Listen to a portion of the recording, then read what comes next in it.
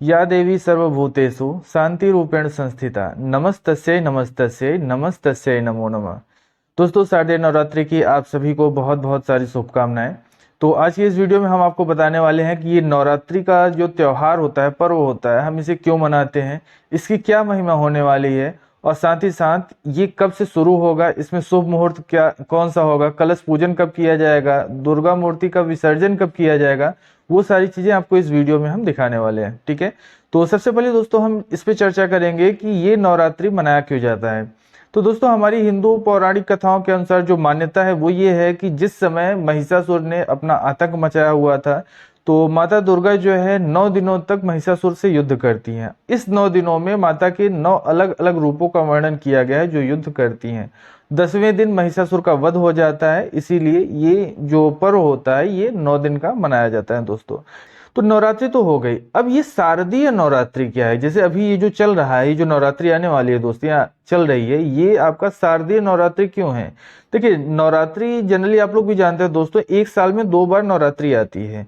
एक जो आती है वो चैत्र मास में आती है, जिसे हम लोग बोलते हैं वासंतिक नवरात्रि, क्योंकि वसंत ऋतु में आती है।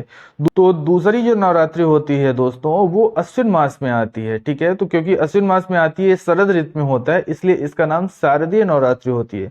कुछ लोग तो ये भी सोच लेते हैं माता शारदा के कारण ये पड़ा हुआ है, लेकिन नहीं, ये शरद ऋतु में आता है, इसलिए इसको शारदीय नवरात्रि कहते हैं। तो इस वीडियो में अब हम यहाँ से आपको फुल स्क्रीन पे ले चलते हैं, वहां पे सारी चीजें आपको रिटर्न में दिखाते हुए चलेंगे और आपको बताते हुए चलेंगे।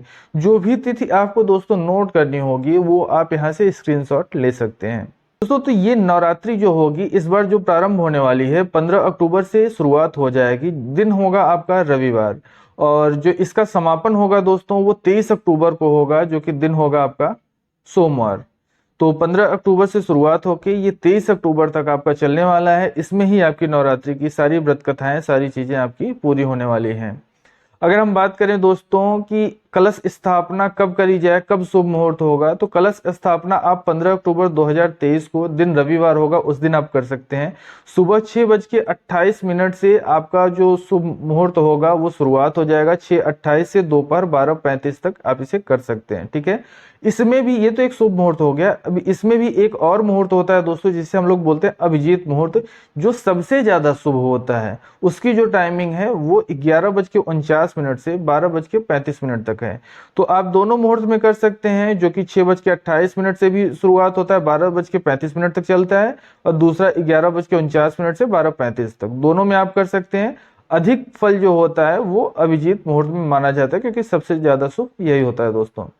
अगर हम आगे बात करें तो दोस्तों आते हैं अपने पहले दिन की तरफ। जो पहला दिन होने वाला है वो होगा 15 अक्टूबर 2023 को। ये दिन होगा दोस्तों रविवार का। ये प्रतिपदा तिथि में आएगा, और इसमें माता शैलपुत्री की हम पूजा अर्चना करते हैं, और इसी दिन हम लोग कलश स्थापना भी करते हैं और घट स्थापना भी करते हैं।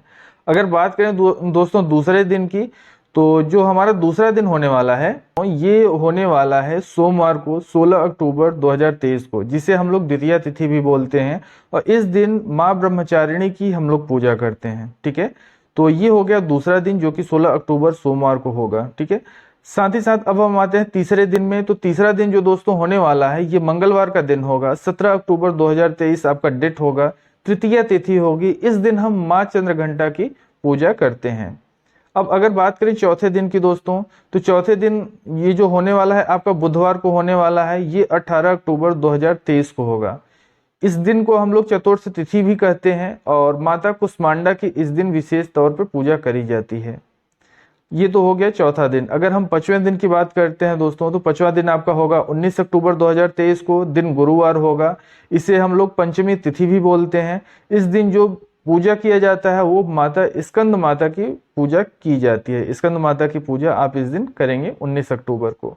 अगर बात करें हम 20 अक्टूबर की दोस्तों, तो ये दिन होने वाला है शुक्रवार। ये छठा दिन होगा, जिसे हम लोग षष्ठी तिथि कहते हैं, और इस दिन जो पूजा की जाएगी माँ कात्यायनी की पूजा करी जाएगी। हर एक दिन आपको अलग अलग देवी के स्वरूप की पूजा करनी होगी दोस्तों, और यही 9 दिन में 9 स्वरूप आपको देखने को मिलेंगे। ये तो हुई बात छठवें दिन की। अगर बात करें दोस्तों सातवें दिन की, तो सातवां दिन जो होगा 21 अक्टूबर 2023 को होगा। दिन होगा उस दिन शनिवार, सप्तमी तिथि कही जाएगी, और इस दिन जो पूजा करी जाएगी, जो माँ की कृपा कृपा होगी वो होगी माता कालरात्रि। माता कालरात्रि की इस दिन दोस्तों हम लोग पूजा अर्चना करते हैं। अगर दोस्तों बात करें हम 8वें दिन की, तो 8वां दिन होने वाला है आपका 22 अक्टूबर 2023 को, दिन होगा रविवार, और ये अष्टमी तिथि होने वाली है। महागौरी की पूजा इस दिन की जाती है, माँ महागौरी की पूजा आप लोग इस दिन करेंगे दोस्तों, ठीक है। तो ये हो गया आपका अष्टमी, क्योंकि अष्टमी तिथि और महानवमी जो नवमी तिथि होती है वो भी बहुत इंपॉर्टेंट होती है, उसकी पूजा भी अधिक स्पेशल होती है। तो ये सब चीजें आपको ध्यान रखनी है। जो भी तिथि आपको नोट करनी हो आप यहाँ से दोस्तों स्क्रीनशॉट ले सकते हैं। अगर बात करें 23 अक्टूबर की, तो 23 अक्टूबर के दिन जो होने वाला है ये सोमवार होने वाला है। इसे हम लोग महानवमी के नाम से भी जानते हैं, 9वां दिन होगा, और इसे हम लोग माता सिद्धिदात्री की पूजा के लिए ये दिन हम लोग मानते हैं, क्योंकि इस दिन माता सिद्धिदात्री की पूजा हम लोग करते हैं। और ये शारदीय नवरात्र के व्रत के पारण का भी दिन होता है, मतलब स्थापना का दिन जो होता है वो तो मैंने आपको बताया रविवार को था, ठीक है, जो कि 15 अक्टूबर से स्टार्ट होता है। और जो समापन आपका इसमें होने वाला है शारदीय नवरात्रि का जो समापन होगा, ये 23 अक्टूबर 2023 को ही शारदीय नवरात्रि का व्रत का पारण भी किया जाता है, ठीक है। अगर बात करें दोस्तों 24 अक्टूबर की, क्योंकि 24 अक्टूबर जो होगा ये आपका मंगलवार को पड़ेगा, इस दिन माता दुर्गा का हम लोग विसर्जन करते हैं, कलश का भी विसर्जन करते हैं। और यही दिन होता है जिसे हम लोग दशमी तिथि बोलते हैं, और इसी दिन विजयदशमी भी होता है दोस्तों, जिसे हम लोग दशहरा के नाम से भी जानते हैं।